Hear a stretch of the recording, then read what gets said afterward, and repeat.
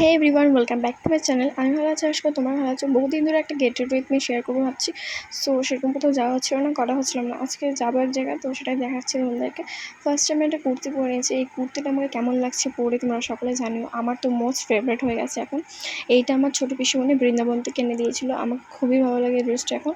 আর ফার্স্টে একটা rose water apply করে নিয়েছি, তারপরে গুড ভাইবের সিরাম দিয়ে দিলাম ফেসে। দেন সিরামটাকে ফুল ফেসে ভালো করে ব্লেন্ড করে দিতে হবে, হাতের সাহায্যে ব্লেন্ড করে দিতে হবে, তাহলে দেখবে একটা গ্লো আসবে। আর সিরাম তো আমাদের সকলের ফেসের জন্য খুবই ভালো। আর আমি একটা গার্নিয়ারের ক্রিম ইউজ করলাম, যেটা আমি 12 মাস ইউজ করি। বাইরে যে রোদ, সানস্ক্রিন ছাড়াও বেরোনোই যাবে না, বেশি বেশি করে সানস্ক্রিন ইউজ করতে হবে। তোমরাও সানস্ক্রিন ইউজ করো, তাহলে দেখবে তোমার ফেসটা রোদ থেকে অনেকটাই বেঁচে যাবে। আর দেখতেই পাচ্ছ আমি ফেসে কতগুলো করে সানস্ক্রিন দিয়ে দিয়েছি। আর দেখতে পাচ্ছ ফেসে সানস্ক্রিন দেওয়ার সাথে সাথে একটা গ্লো দিল, আমি নিজে ফিল করতে পারলাম আমার ফেসে। সো একটা আংটি পরবো, হাতটা ফাঁকা ফাঁকা লাগছিলো, পলার একটা আংটি পরে নিয়েছি, দেখতে ভালো লাগছে। দেন আমি ছোটো ছোটো দুটো কানের পরবো।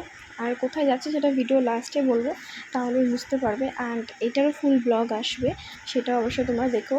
আর দেখো লাস্টে একটা কাজল পরেছি। আর বেশি কিছু সাজবো না, লিপস্টিক পরবো, লিপস্টিক দিয়ে একটু ব্লাশ করে নেবো, যেটা তোমরা সকলেই জানো আমি ব্লাশ করতে খুবই ভালোবাসি, এটাও আমার ফেভারিট একদম। তো ব্লাশ দেওয়া কমপ্লিট। এরপরে আমি চুলটা আঁচড়ে নেবো। শ্যাম্পু করার পরে একটা সিরাম ইউজ করি আমি, সেটা না দিলে আমার চুল আঁচড়াতেই পারি না আমি। এই সিরামটা ইউজ করলে চুলের গোড়া ছেড়ে না, এবং চিরুনি করতেও খুবই ভালো হয়। লাস্টে দেখতেই পাবে, এই দেখো চিরুনি করতে কত সুবিধা হচ্ছে আমার। আর একটা গ্লো দেয় চুলের, সিরামটা বেশ ভালো। এবং আমি যাচ্ছি আমার বাবার বাড়ি। আমাকে কেমন লাগছে কমেন্ট করে।